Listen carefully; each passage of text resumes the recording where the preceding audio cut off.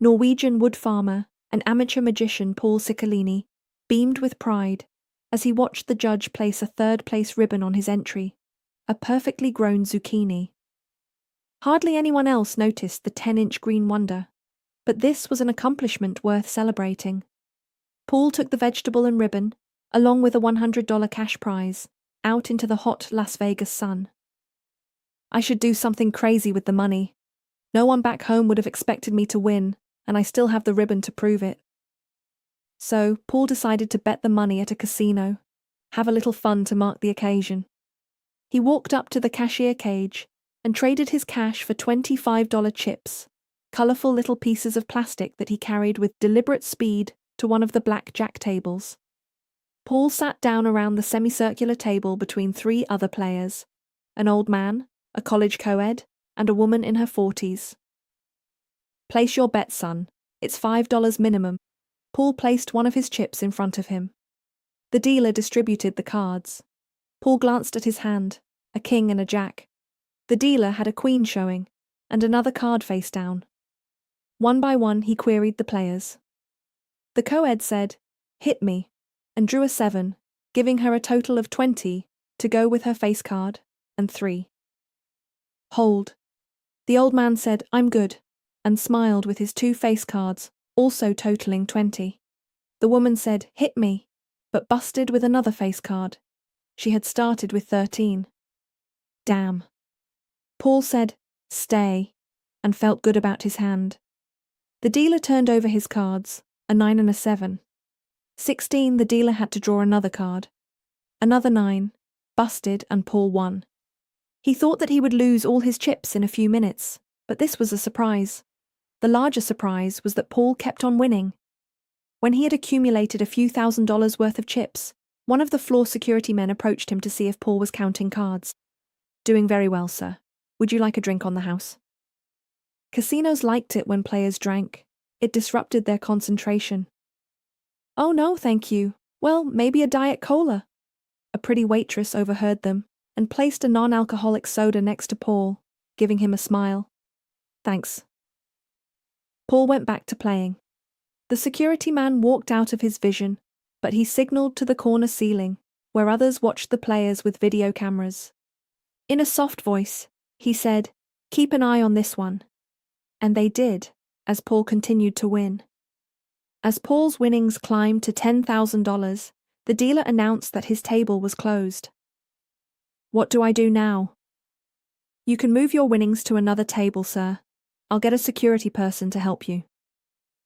They moved Paul to a higher stakes table upstairs. $100 a bet. His $5 chips had been exchanged for $100 chips, but Paul had over 100 of these now. Paul noticed that the players here looked more serious, like real gamblers. He sat down among them with his winnings and placed a $100 chip in front of him. They ignored Paul. Paul continued to win, but the money accelerated that much faster because of the chip values. Before long, he had close to $50,000 in front of him and a new friend. A sexy woman in her 20s had sidled up to him and began giving him a light massage. "Hey, lover. My name is Desiree. What's yours?" Paul looked over this woman, about his age but way out of his league. "Paul, nice to meet you." "You're doing very well, Paul. Think you might like to take a break and relax?" Paul had seen enough movies to know that this attention was from a professional, a fixture in the casino. But when would he have another chance to bed anyone as fine as her? He whispered to her. "Where?" "Oh, I have a room here, with champagne on ice." Just then, Desiree noticed a bulge in Paul's pants and whispered back, "My, you seem to have a stiffy. Do you like me?" Paul realized that she was referring to the zucchini, which Paul had stuffed down his left front pocket. He pulled it out. "I do, dear, but this is just a vegetable I won at the farmer's competition earlier." "You won a vegetable?" she said. "No, I mean my vegetable won an award." He showed her the ribbon. "See?" "Oh, all right." Desiree pretended this was normal. Security exchanged his chips for cash, $51,000 in neat $100 bills. Paul and Desiree walked hand in hand to the elevator. Paul figured he was in for the best time in his life, but she might also steal all his money when they were done. Desiree's room was clean and romantic, with dozens of flowers and bowls of fruit. "Why don't you open a bottle of champagne, Paul, while I freshen up?" She glanced over her shoulder and smiled as she headed to the bathroom. Paul opened the bottle and poured out 2 glasses. When she returned, Paul was confronted with a woman who had earned her name. She wore a red chemise with matching panties, and her long dark hair was positioned over her breasts. Her beautiful bare feet were skillfully polished, in red as well. Paul was still dressed. "Paul, let's make you a little more comfortable." She undressed him down to his boxer briefs. They clinked their glasses and drank. Then she sat on his lap and fed him strawberries while massaging his neck and back. "I love fruit and champagne, don't you, lover?" Paul could only muster a smile and nod. He was totally under her spell. But what next? Was he supposed to ask her how much, or just put some cash in her direction? He didn't want to ruin the best night of his life with an amateur move now. But Desiree noticed his contemplation, realizing he was new at this. She took a remote and put on some music, smooth jazz, at just the right volume. Then she turned the lights off and lit a few candles. "Would you like to join me in bed, lover?" Paul forgot all about his dilemma. They made love for an hour, only pausing to drink and eat the berries.